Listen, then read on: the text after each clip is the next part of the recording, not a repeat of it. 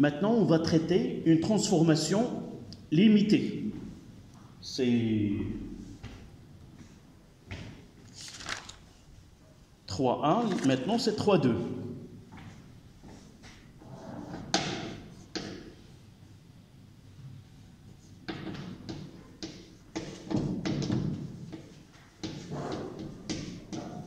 Transformation limitée.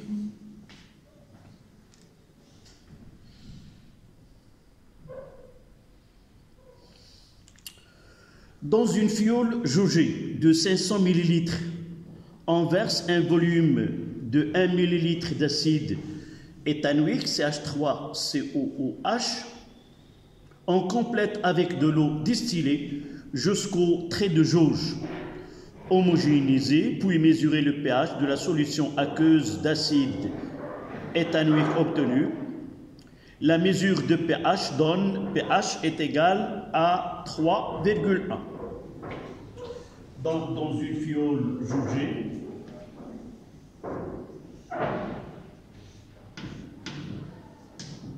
de 500 ml, on a introduit 1 ml d'acide de CH3COOH et de l'eau distillée. Le pH, après avoir homogénéisé et tout, le pH est égal à 3,1. Les informations concernant la bouteille d'acide acétique ou l'acide éthanoïque, la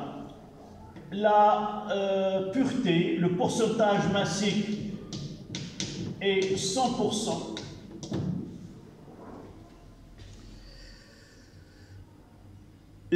La masse molaire 60,05.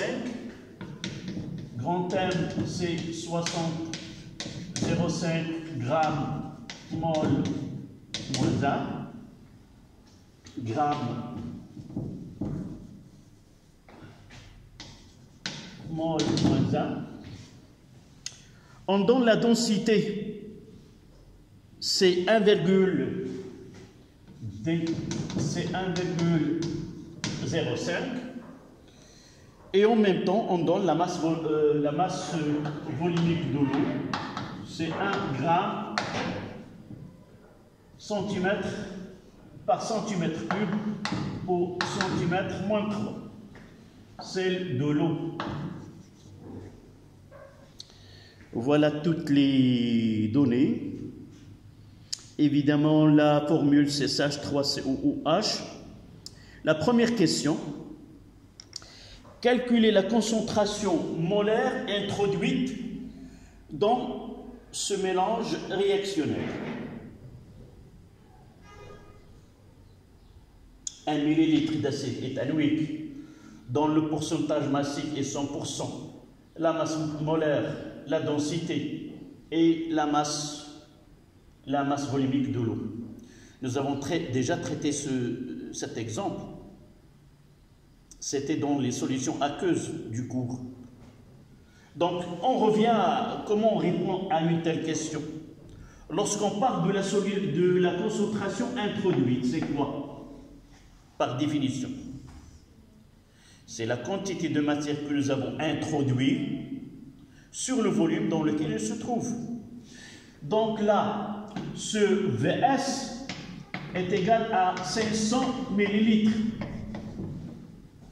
On a introduit 1 ml de l'acide éthanoïque, c'est-à-dire on doit chercher la quantité de matière équivalente à ce volume-là et le diviser par le VS. C'est N de CH3COOH sur le volume VS. D'accord? Donc, la quantité de matière, on va chercher la quantité de matière de l'acide, on va mettre AS, d'accord, est égale à la masse de l'acide sur la masse molaire de l'acide, par définition. Supposons ce P-là, c'est le pourcentage massique. P, pourcentage massique, c'est quoi? C'est la masse de l'acide sur la masse de la solution dont il se trouve. D'accord? C'est ça la définition de pourcentage massique. Si nous avons 20%, si nous avons P 20%, ça veut dire que dans 100 grammes de la solution, il n'y a que 20 grammes de l'acide dans cette solution-là. Donc, de là, on va mettre que la masse de l'acide est égale au pourcentage fois la masse de la solution dans laquelle se trouve. C'est pas celle-là. Là, par exemple ici, j'ai de l'acide salicine, par exemple, là c'est un solide. Je vais prendre une solution, mais là j'ai pas les données sur cette bouteille. Ça veut dire, là c'est l'acide éthanoïque. Je vais essayer de le chercher si j'ai là.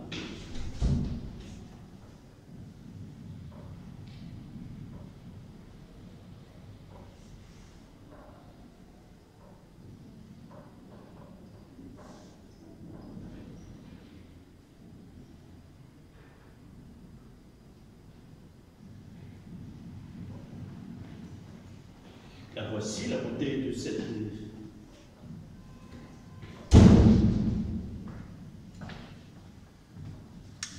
La voici. Acide acétique, on donne la formule. La masse molaire, c'est 60,05, mais la densité sur ce flacon, ce n'est pas 1,05, mais 1,069, là, 0,69. Il nous donne toutes les données que vous avez sur le... Voilà. Je vais essayer de le mettre ici. Voici les données de cet acide-là. Et je vais essayer de voir le pourcentage. Là, c'est 80%. Ce P, c'est 80%. C'est-à-dire, dans 100 grammes de cette solution-là, il y a 80 grammes de l'acide acétique. Je vais prendre 1 millilitre et je vais essayer de préparer une solution en mettant ce 1 millilitre ou 1 centimètre cube dans un fiole jaugé, dans une fiole jaugée de volume 600 millilitres. D'accord? Donc, je vais donner d'une façon générale. Et cette masse-là de la solution, c'est quoi? Nous avons, là, il a une densité. Donc, la densité D est égale à quoi? Est égale à ρ sur ρ0, qui est égal, c'est quoi? Sur ρc. N'oublions pas que ρ est égal à la masse de la solution sur le volume de la solution. La masse volumique, là, c'est la masse de la solution sur le volume que nous avons pris. Et par la suite, la masse de la solution, c'est quoi? M de la solution est égal à ρ fois V de la solution que nous avons utilisée. Et ce ρ-là, c'est égal à ρ0 fois D fois Vs. Et nous devons revenir à là. Donc la masse de l'acide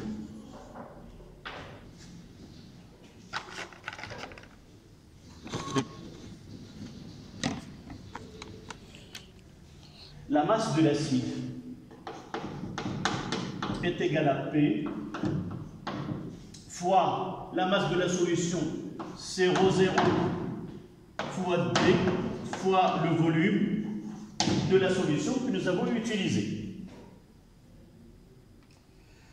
Et on va revenir à la quantité de matière. Donc la quantité de matière de l'acide, c'est la masse qui est là, c'est le pourcentage, fois ρ0, fois D, fois le volume de solution sur la masse molaire de l'acide. Et finalement, on donne l'expression de C, ça sera Cp fois ρ0 fois D fois le volume de la solution utilisée divisé par la masse molaire de l'acide fois Vs. Voilà l'expression de la concentration ensuite introduite d'une substance qui a un pourcentage massique P et de densité D. Le problème dans ce calcul-là, c'est dans les unités. Donc, le pourcentage est sans unité. Rho, elle est donnée ici en grammes par centimètre cube ou par millilitre. Donc, ici, si j'utilise grammes par millilitre, la densité là sans unité, je dois utiliser le volume de la solution en centimètres cubes. Et le volume ici doit être en litres. C'est ça qu'il faut faire. Donc pour nous, dans ce cas-là, soit que je prends ce flacon-là, dans lequel, voilà, le pourcentage c'est de 80%, là. Donc je vais mettre ici 0,80. Je vais prendre ρ est égal à 1, mais à condition que le volume ici soit millilitres centimètre cube, c'est la même chose. Mais D sur ce flacon-là est 1,069. 1,069 qui sont d'unité. Le volume c'est 1. Divisé par la masse molaire qui a été donnée sur le flacon est de 60,05 fois le volume. Quel est le volume de la solution ici? C'est 500 millilitres, c'est 0,5 litres fois 0,5 litres. Et par la suite, je suis sûr que l'unité de C, ça sera mol par litre. D'accord? Donc voilà, et tu prends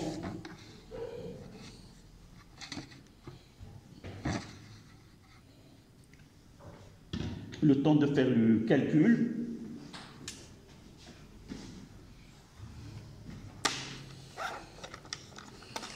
J'ai pas utilisé les données ici de 100%, mais j'ai travaillé sur ce flacon-là, sur lequel, donc je rectifie ici. C'est pas 80, c'est pas 100, mais je prendrai 80. Donc, le calcul.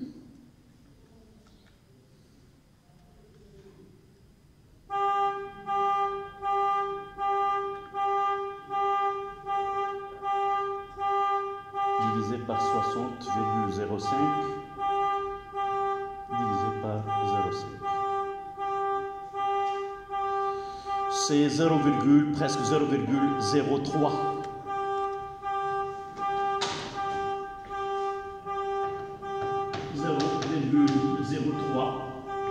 Mol litre moins 1. Donc on va écrire C. C'est 3 fois 10 moins 2 mol litre moins 1. En réalité, la calculatrice me donne 0,028 et je l'ai pris arrondir à 0,03. D'accord? Donc voici la concentration introduite de la soluté en se référant à ce flacon.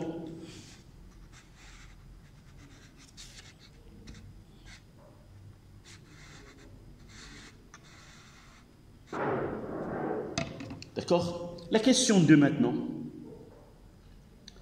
Écrire l'équation de la réaction acido-basique.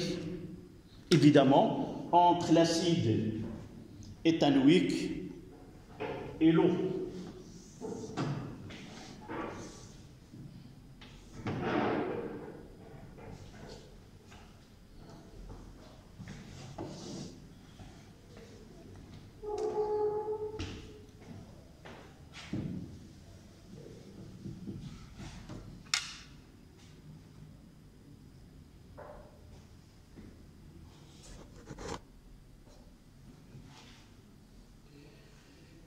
Là, c'est un exemple comment déterminer la concentration introduite en soluté d'une substance connaissant le pourcentage massique, la densité.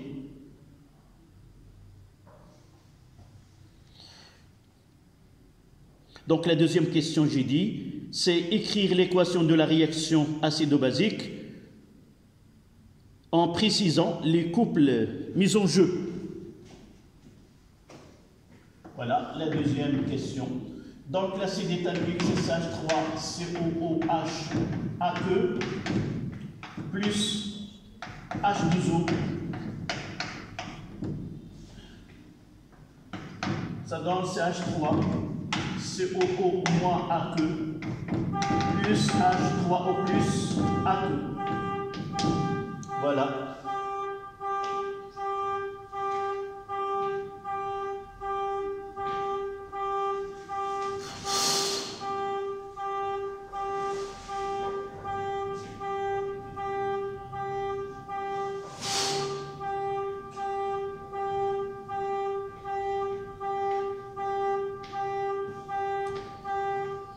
Voilà. Les deux couples.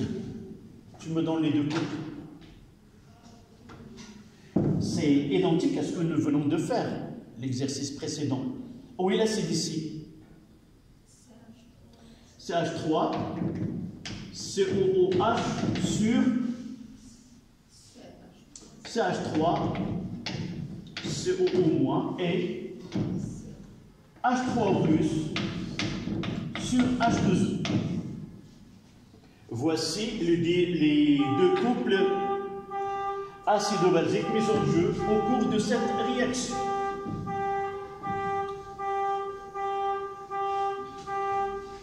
Ça y est, tu as terminé d'écrire?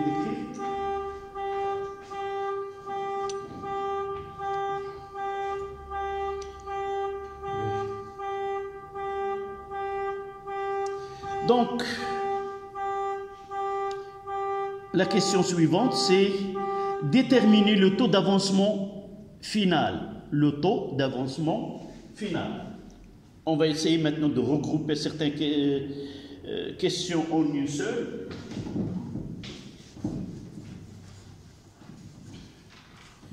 Donc, pour parler de taux d'avancement, nous devons relire les données et voir quel type de mesure nous avons dans cet exercice.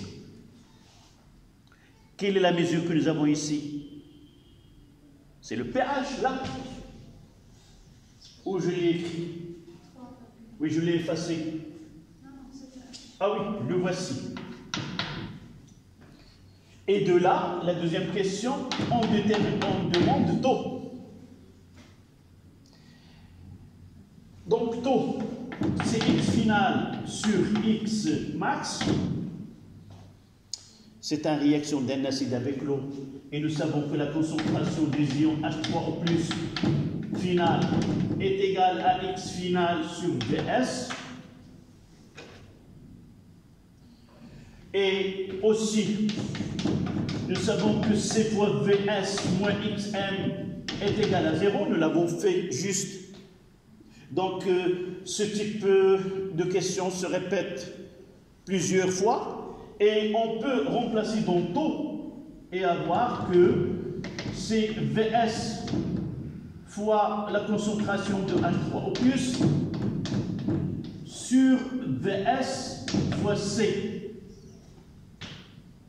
Et de là, si cette expression on la trouve dans tous les exercices de ce type, que taux est égal à la concentration de H3O plus finale sur C, qui est égal à 10 à la puissance moins pH sur C. Voilà, on ne sait pas ce que cette voiture-là est en train de...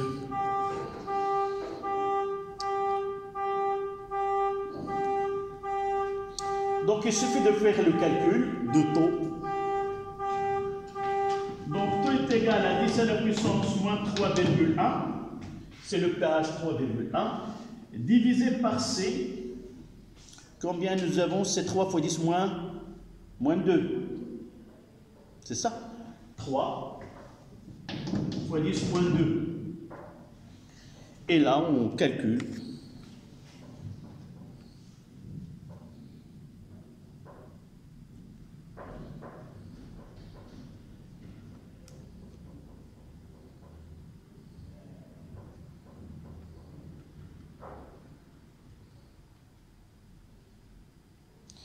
C'est 0,026.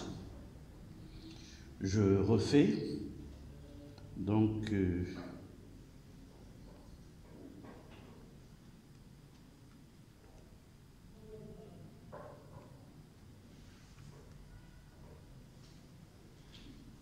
oui, c'est 0,026.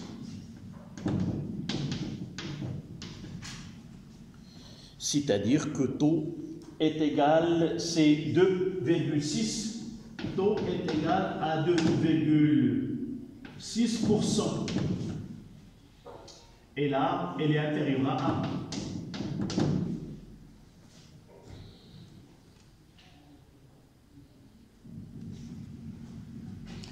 Qu'est-ce qu'on va dire? Comment est la transformation chimique? Donc, généralement, lorsqu'on demande taux est en déduire.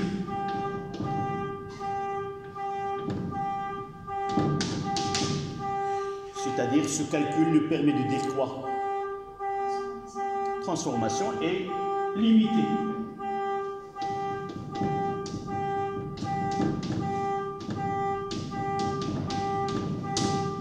Transformation est limitée.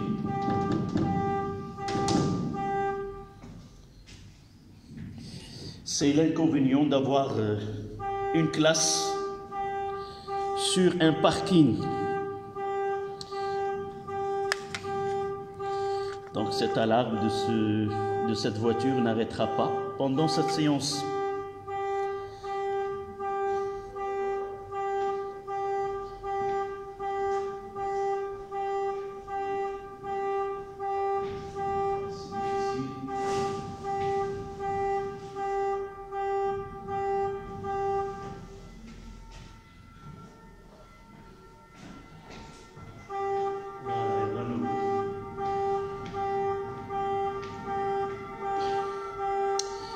Donc,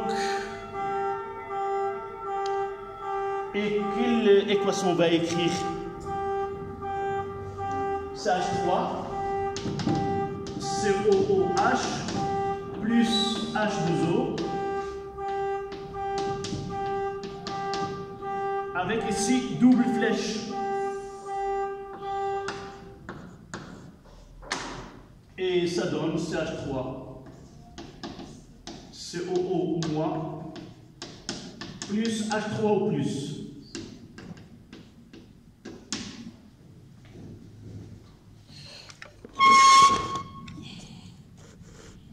Et là.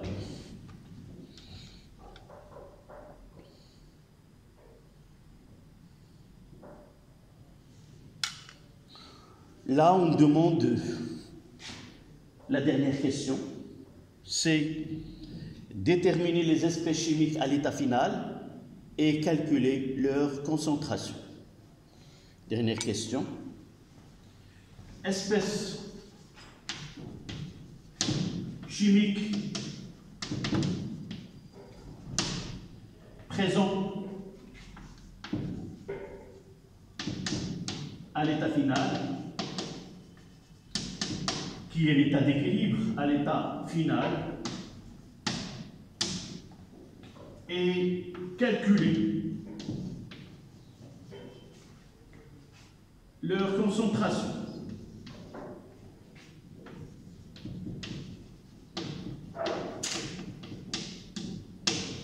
Évidemment, leur concentration effective.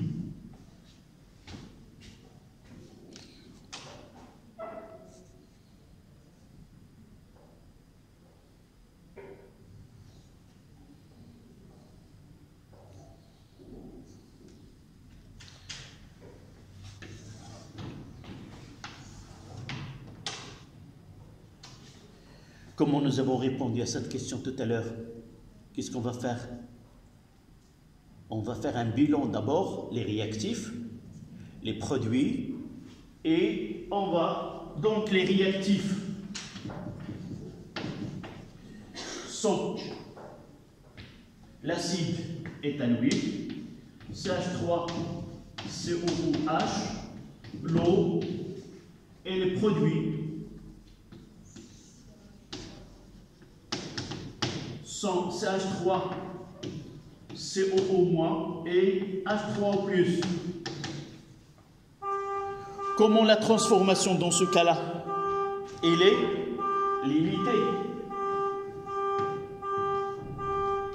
Ça veut dire quoi? Que le réactif limitant n'est pas consommé totalement. C'est-à-dire à l'état final, H3O+ n'est pas consommé totalement. CH3 COOH n'est pas consommé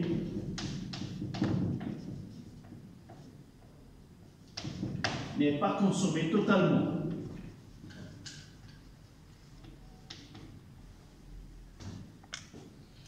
Et par la suite, les espèces chimiques qui apparaissent à l'état final.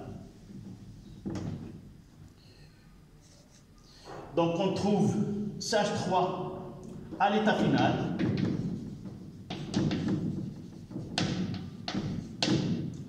On a l'acide qui n'a pas été consommé totalement, l'eau qui est le solvant, les ions oxonium et les ions éthanoate. D'accord? Les quatre. D'accord? L'exemple de tout à l'heure, l'acide ne s'est pas présenté à l'état final parce qu'il est consommé totalement du fait que la transformation il était totale. D'accord?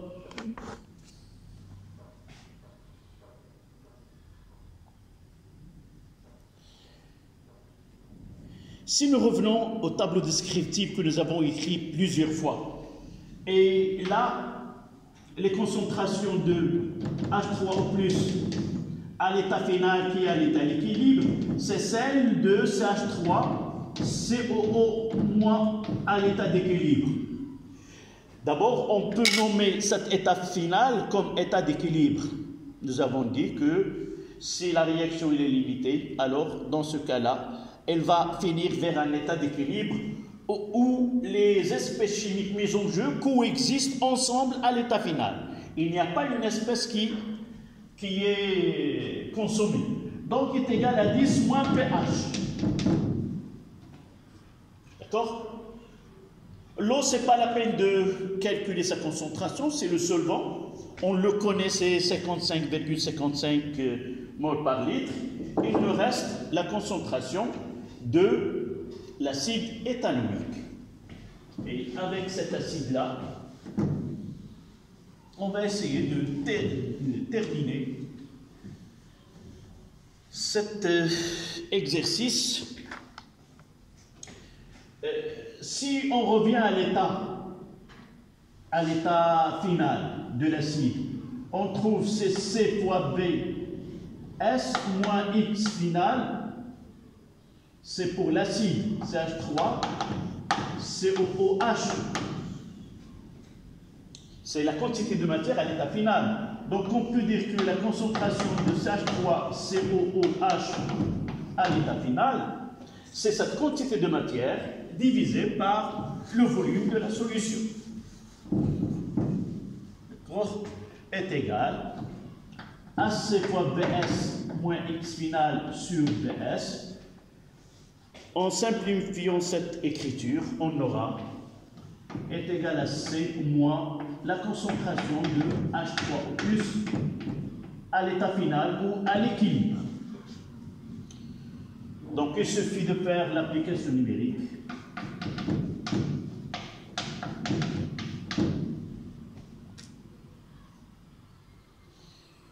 Ici, c'était 3. C'est ça, 3 fois 10 moins 2. 3 fois 10 moins 2, moins 10 à la puissance moins 3,1.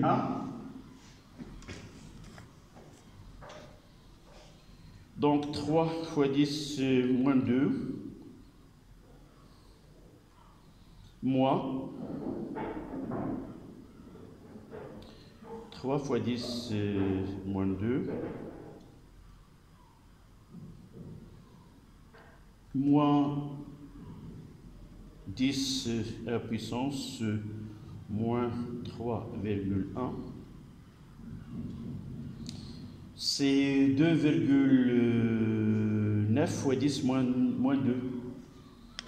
2,9 fois 10 moins 2 mol litre moins 2. Nous voyons que l'acide qui a été introduit n'a pas réagi totalement. Et il faut différencier entre le C et la concentration effective de l'acide. Nous avons introduit une quantité de matière qui nous a donné une concentration introduite. On peut parler, là, une petite remarque pour finir. Donc pour l'acide, on peut parler de CH3, COOH, 0 est égal à C. D'accord? Et lorsqu'on parle de CH3COOH à l'équilibre, c'est la concentration effective de l'acide dans la solution à l'état d'équilibre ou à l'état final. Là, c'est la concentration initiale ou c'est la concentration introduite. Mais généralement, on n'utilise pas cette écriture-là, on le met C plutôt que mettre la concentration écrite de cette manière et ici 0. On conserve cette écriture uniquement pour la concentration effective dans la solution. D'accord? Et je n'ai pas fait le calcul ici. C'est 10 à la puissance, je dois calculer 10 à la puissance moins 3,1. Ça donne presque 8, 10 moins 4. Ici, c'est 8 fois 10 moins 4 mol litre moins 1. Voilà. Cet exercice est terminé. C'est de cette manière qu'on essaie de différencier une transformation totale d'une transformation limitée. Et généralement, dans tout l'exercice, on présente ce type de questions. Voilà, c'est fini pour cette séance.